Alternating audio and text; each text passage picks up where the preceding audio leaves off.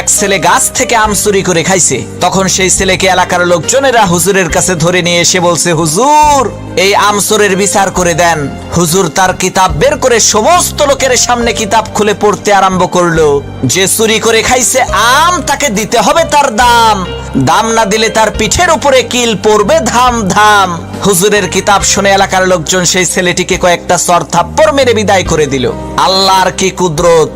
কয়েকদিন পর সেই হুজুরের নিজের ছেলে ডাব চুরি করে খাইছে। তখন এলাকার লোকজন হুজুরের কাছে এসে বলছে, হুজুর মানুষের ছেলে আম চুরি করে খাইছে দেখে বিচার করলেন, এখন আপনার ছেলে তো ডাব চুরি করে খাইছে, বিচার করেন তো দেখি।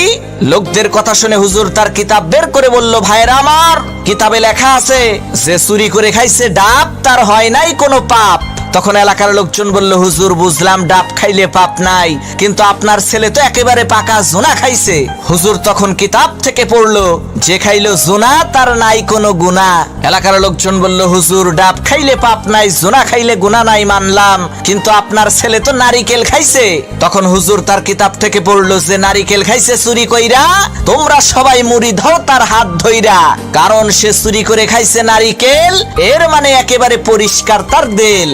তখন এলাকার লোকজন বলল, সর্বনাশ, হুজুর আপনার ছেলের বিচার করার কোনো দরকার নাই, আপনি আমাদের ছেলেরই বিচার কইরেন তাই হবে।